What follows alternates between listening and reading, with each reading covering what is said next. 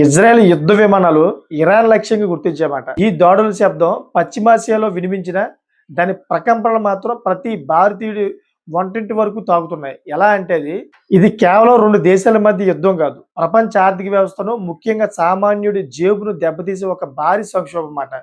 యుద్ధం మొదలవగానే మొదటగా పెరిగేది పెట్రోల్, డీజిల్ ధరలు. ప్రపంచానికి చమురును అందించే కీలక మార్గంలో ఇరాన్ ఉందన్నమాట.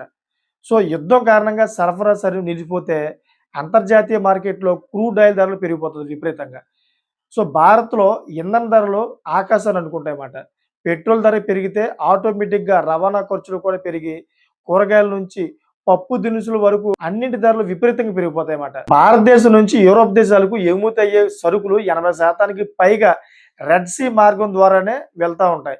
ఇప్పుడు ఈ యుద్ధం వల్ల ఈ మార్గం ప్రమాదకంగా మారింది.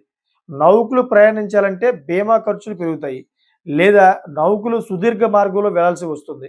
దీనివల్ల మనం విదేశాల నుంచి దిగుమతి చేసుకునే ఎలక్ట్రానిక్ వస్తువులు, సెల్ ఫోన్లు, ల్యాప్‌టాప్‌లు, విదేశీ యంత్రాల ధరలు భారీగా పెరిగే అవకాశం ఉంటుందన్నమాట. అంతేకాకుండా బంగారానికి కూడా విపరీతంగా ధరలు పెరిగే అవకాశం ఉంటుంది. అది ఎలా అంటే ప్రపంచంలో ఎక్కడ యుద్ధం జరిగినా పెట్టుబడిదారులు తమ డబ్బును షేర్ మార్కెట్ నుంచి తీసి సురక్షితమైన బంగారంపై పెడతారన్నమాట. దీనివల్ల బంగారం డిమాండ్ పెరిగి ధరలు రికార్డ్ స్థాయికి చేరుకుంటాయి. సో ఇప్పటికే పెళ్లిళ్ల సీజన్ మొదలవుతున్న తరుణంలో ఈ యుద్ధం మధ్యతరగతి ప్రజలకు బంగారం కొనుగోలును భారంగా మార్చిందన్నమాట. అంతేకాదండోయ్, ఆహార భద్రత ఎగుమతులపై కూడా దెబ్బ పడుతుంది. ఎలా అంటే భారత్ నుంచి ఇరాన్, ఇజ్రాయెల్ దేశాలకు బాస్మతి బియ్యం, అదేవిధంగా టీ, కాఫీ, మసాలా దినుసులు భారీగా ఎగుమతి అవుతూ ఉంటాయి. సో యుద్ధం వల్ల ఈ ఎగుమతులు నిలిచిపోతే మన రైతులు, వ్యాపారస్తులు నష్టపోతారన్నమాట. అలాగే రష్యా, ఉక్రెయిన్ యుద్ధంలాగే ఇది కూడా ముదిరితే ఎరువుల ధరలు పెరిగి వ్యవసాయ ఖర్చులు మరింత భారం అవుతూ ఉంటాయి. ఒకసారి ఇప్పుడు చూసుకుంటే ఇరాన్ నుంచి మనం భారీగా చమురు కొనేవాళ్ళం. కానీ అమెరికా ఆంక్షల వల్ల గత దశాబ్దంలో వాణిజ్యం $26 బిలియన్ నుంచి $2.5 బిలియన్ పడిపోయింది. మరోవైపు ఇజ్రాయెల్‌తో మన రక్షణ సంబంధాలు పెరిగిపోయాయి. ఈ యుద్ధం వల్ల ఇజ్రాయెల్ నుంచి వచ్చే అత్యాధునిక రక్షణ పరికరాలు, డ్రోన్లు, క్షిపణుల దిగుమతిలో జాప్యం జరిగితే అది మన దేశ భద్రతపై కూడా ప్రభావం చూపుతుందన్నమాట.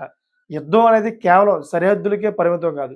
మనం వాడే స్మార్ట్ ఫోన్ నుంచి రోజువారీ భోజనం వరకు ప్రతి అంశంపై ఇది ప్రభావం చూపుతుందన్నమాట. ఉద్రిక్తతలు ఎంత త్వరగా తగ్గితే సామాన్యుడి జోబుకి అంత ఉపశమనం లభిస్తుందన్నమాట. ఈ యుద్ధం వల్ల సామాన్యుడి జోబుకే చిల్లుపడుతుంది కానీ ఇంకెవ్వరికి కూడా ఎటువంటి లాభం లేదు. అందుకే ఈ యుద్ధం రాకూడదు, జరగకూడదు. ప్రపంచ దేశాలన్నీ కూడా శాంతిగా ఉండాలని కోరుకుంటూ ఉంటాయి.